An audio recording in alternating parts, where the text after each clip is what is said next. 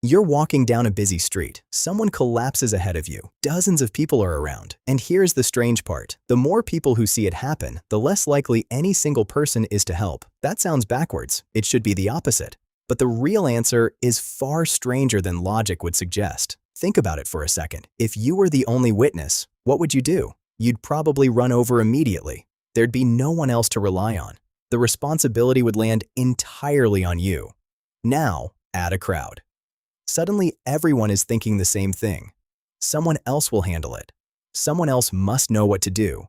And in that shared assumption, nobody moves at all. This isn't a flaw in a few unlucky people. It's a pattern built into your brain. Psychologists gave it a name decades ago, the bystander effect. And once you understand it, you'll start noticing it everywhere. Let's go back to where this idea started.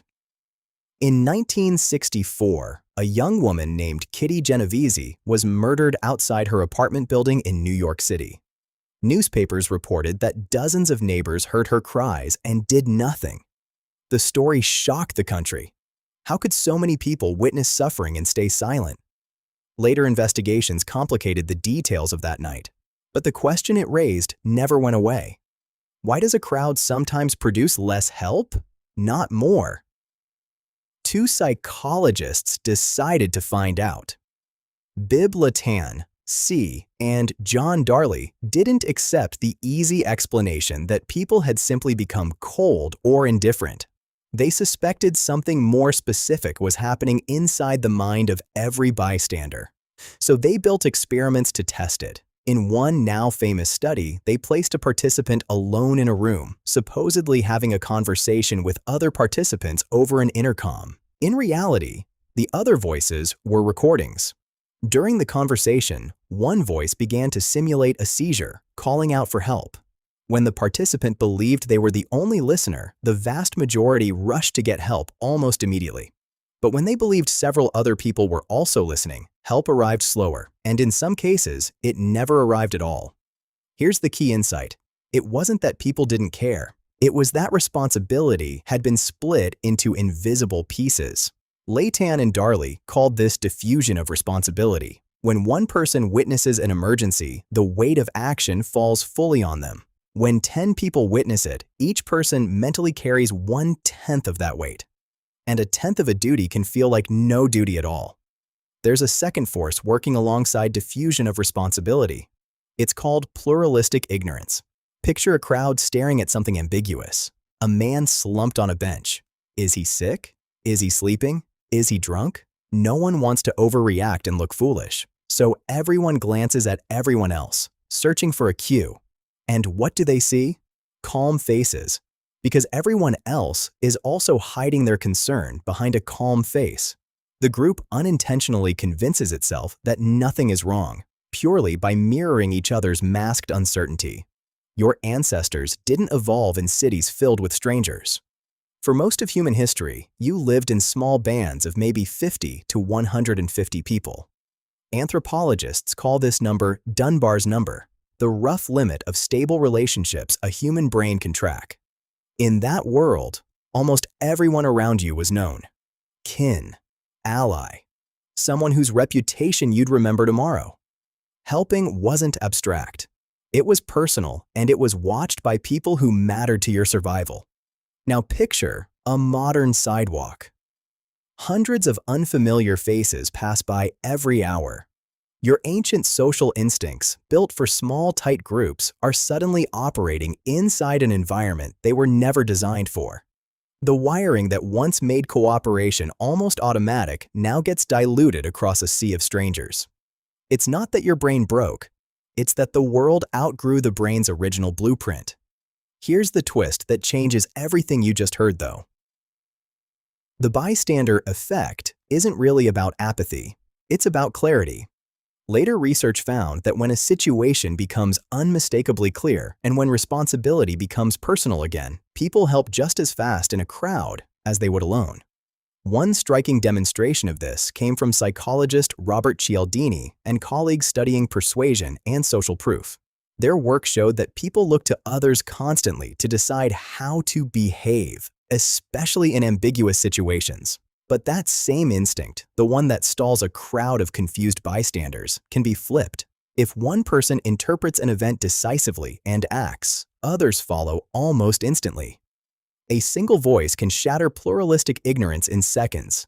That's why safety trainers teach a very specific technique today. If you're ever in trouble in a crowd, don't shout, "Somebody help me." Point at one person. Say, "You, in the blue jacket, call an ambulance." Suddenly, the diffusion collapses. Responsibility isn't split 50 ways anymore. It belongs to exactly one person, the same way it would have belonged to one person around a campfire 50,000 years ago. Think about how often this plays out in ordinary life, far from any emergency. A group project where everyone assumes someone else will finish the report.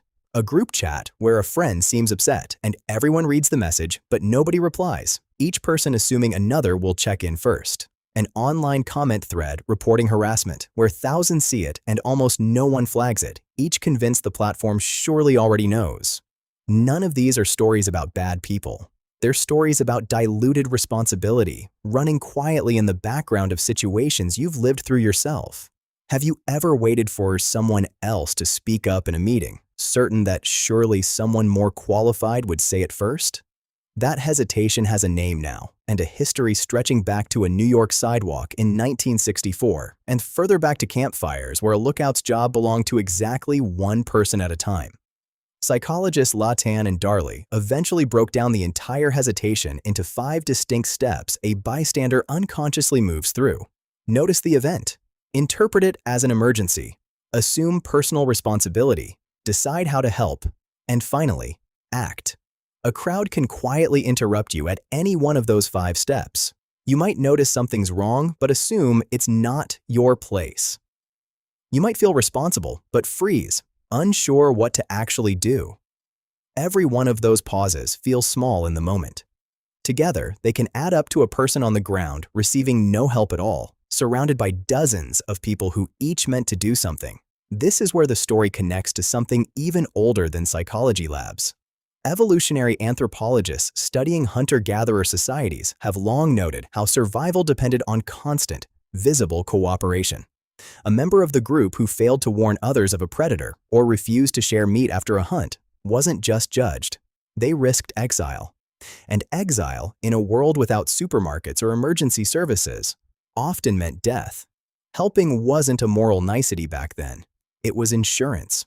Every act of cooperation was a deposit into a system you'd eventually need to withdraw from yourself. That system worked because everyone could see everyone else. Reputation traveled fast in a band of 150 people. There was nowhere to hide from being known as someone who didn't help. Fast forward to a crowded subway platform today, and that mechanism collapses. No one there will remember your face tomorrow. No reputation is being built or lost. The ancient accounting system that once made cooperation almost automatic has no ledger to write in anymore. So what actually breaks the cycle? Awareness alone changes outcomes. Studies conducted after the original experiments found that simply teaching people about the bystander effect measurably increased their willingness to help in ambiguous situations later on. Just knowing the pattern exists gives your brain permission to override it. Once you can name the hesitation, you can catch yourself living inside it. There's something almost hopeful hidden inside this research. The instinct to help never disappeared from you.